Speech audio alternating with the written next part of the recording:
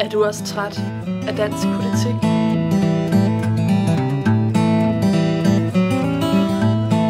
Er du vokset fra den blå, og bliver den styret med lidt for hård hånd?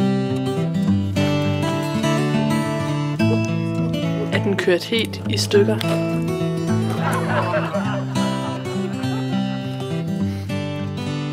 Men er den røde på den anden side heller ikke lige det, du drømte om?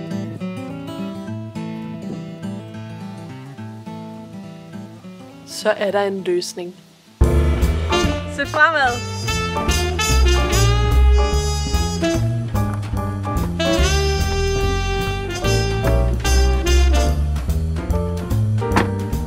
Stem orange.